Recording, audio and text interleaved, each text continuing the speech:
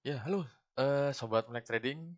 Ya, lama tidak bertemu ya. Memang sudah beberapa waktu saya tidak membuat video tutorial ataupun prediksi serta edukasi. Dan sekarang saya coba mulai mencoba membuat eh, materi yang sederhana kalau menurut saya.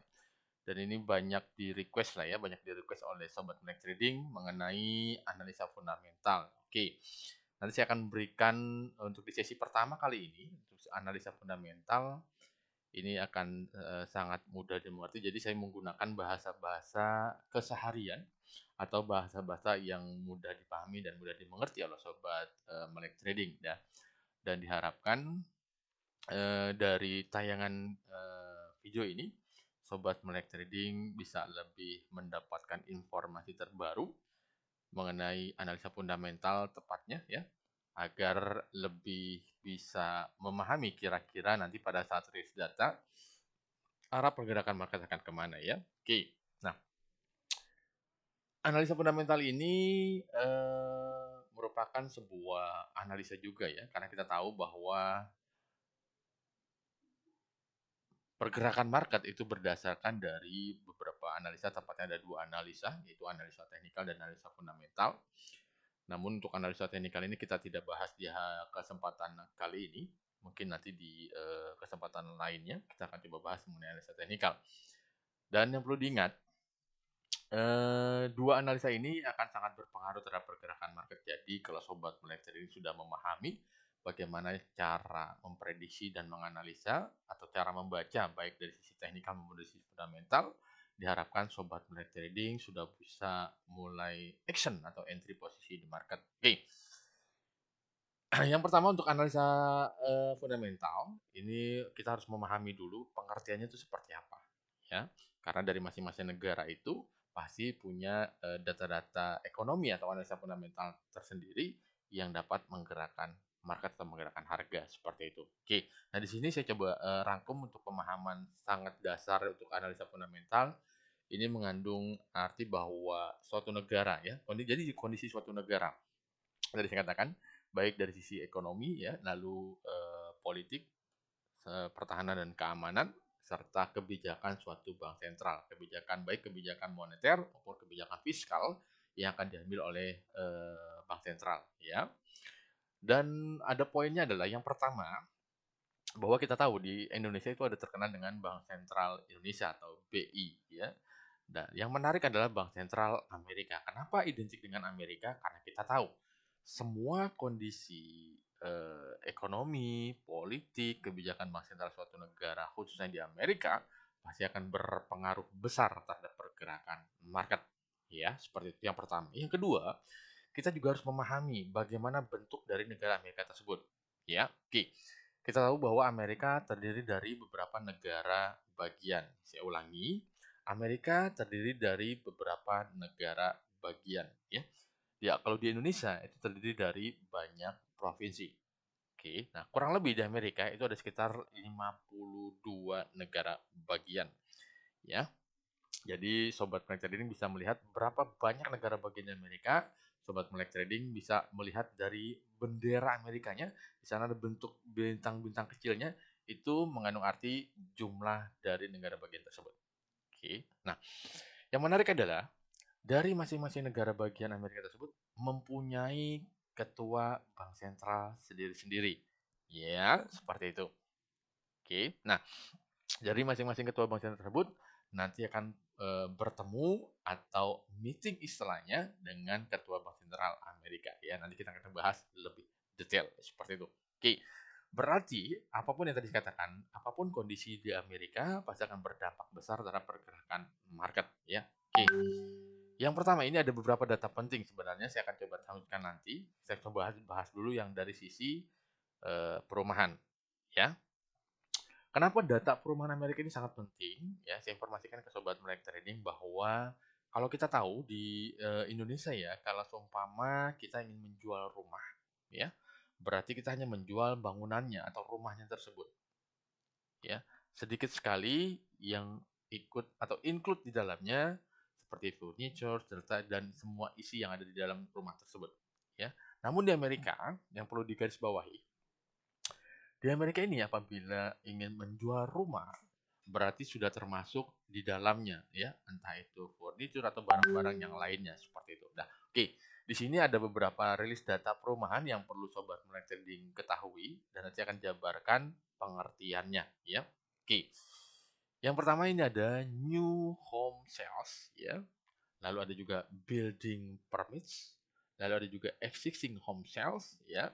Selanjutnya ada housing start dan pending home sale. Ini adalah beberapa rilis data perumahan yang biasanya kita lihat itu di kalender ekonomi yang rutin dirilis setiap bulannya. Oke, sekarang kita bahas lebih detail satu persatu, ya. Yang akan coba ulas pemahamannya secara perlahan dan mudah dimengerti. Oke. Nah, yang pertama ini adalah new home sales, ya. Ini pengertiannya adalah rumah baru, ya. Kita tahu kalau di Indonesia itu kan ada properti, ya. Itu biasanya ada rumah contoh, ada juga yang menunggu. Jadi kalau misalnya ada dana masuk baru akan dibangun rumahnya seperti itu.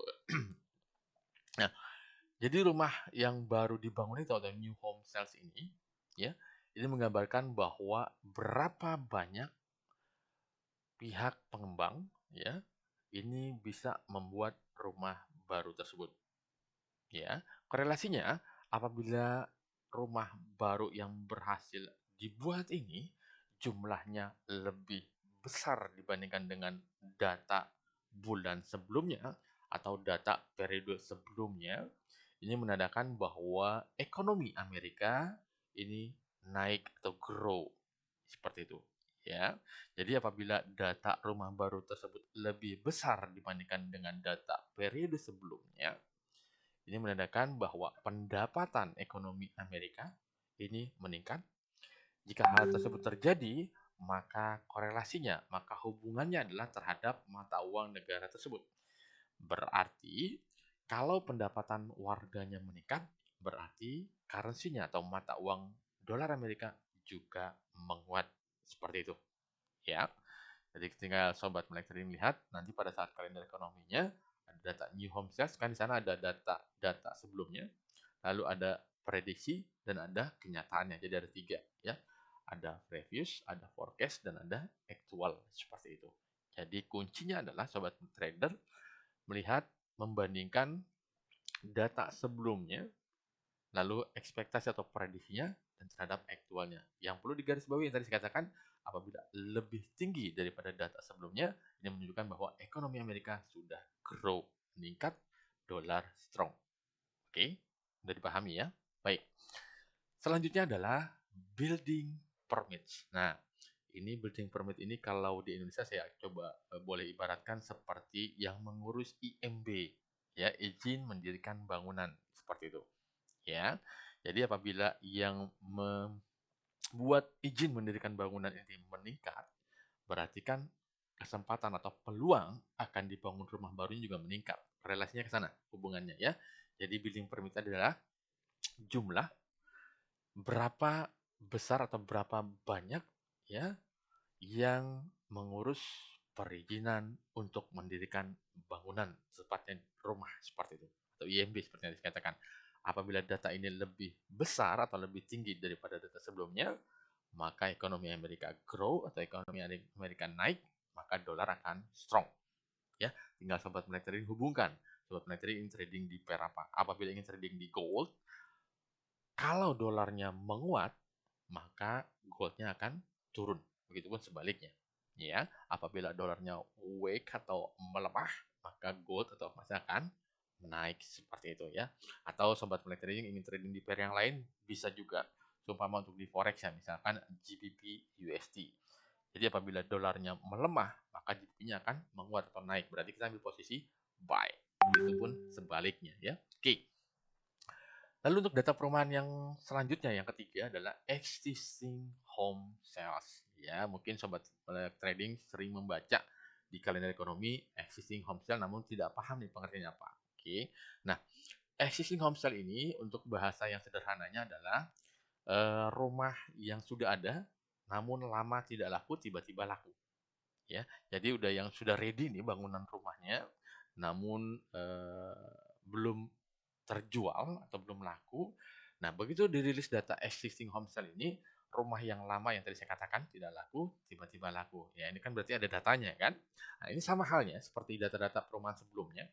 Apabila data ini lebih tinggi daripada data sebelumnya, ya korelasinya berarti yang tadi saya katakan, ekonomi Amerika bertumbuh atau solid, ya maka dolarnya juga akan menguat seperti itu. Sekali lagi saya ulangi bahwa existing home sale adalah rumah lama, rumah yang sudah ready, ya, yang sudah lama tidak laku, tiba-tiba laku seperti itu. Oke, baik. Untuk data perumahan selanjutnya adalah housing start. Oke, housing start ini adalah rumah baru. Jadi harus membedakan new home sale ini rumah yang sudah finishing, ya, sudah ready. Kalau building permit ini adalah baru memberikan jumlah mengurus perizinan, lalu housing start ini baru mulai. Ibaratnya seperti kalau kita katakan ini seperti kayak peletakan batu pertama. Nah, seperti itu. Jadi baru membentuk yang namanya pondasi, ya housing start-nya. Ini menggambarkan juga yang tadi dikatakan. Apabila data housing start ini atau rumah yang baru akan dibangun ini meningkat dibandingkan dengan data periode sebelumnya, berarti erat kaitannya dengan kondisi ekonomi Amerika. Jika ekonomi Amerika sudah mulai bertumbuh atau naik, maka dolar akan strong. Seperti itu ya. Oke, itu adalah data perumahan housing start. Baik, nah untuk selanjutnya, data perumahan selanjutnya adalah pending home sale. Ya, jadi ini adalah beberapa data-data perumahan yang sobat melek trading bisa ketahui. Ya, jadi pending home sales ini adalah rumah yang tidak jadi dibuat, dalam arti tidak jadi dibangun atau dipending. Ya, pending home sale. Jadi yang ditunda pembangunannya itu maksudnya. Ya, nah justru apabila data ini berkurang dari data sebelumnya, ini berarti bagus. Ya, tolong garis bawahi. Dari 5 data ini, yang pertama sampai dengan keempat itu apabila jumlahnya lebih besar daripada data periode sebelumnya, berarti ekonomi Amerika bagus, dolar Amerika akan strong. Namun yang kelima ini, pending home sale yang tadi saya katakan, apabila jumlahnya lebih rendah daripada data periode sebelumnya, ini justru akan positif untuk dolar Amerika. Jadi paham ya? Karena kenapa? Semakin sedikit jumlahnya yang menahan atau menunda pembangunan rumahnya, berarti kan peluang pembelian akan perumahan tersebut meningkat, berarti pendapatan ekonomi Amerikanya meningkat atau warganya meningkat, berarti kan ada yang namanya spending atau belanja di sana.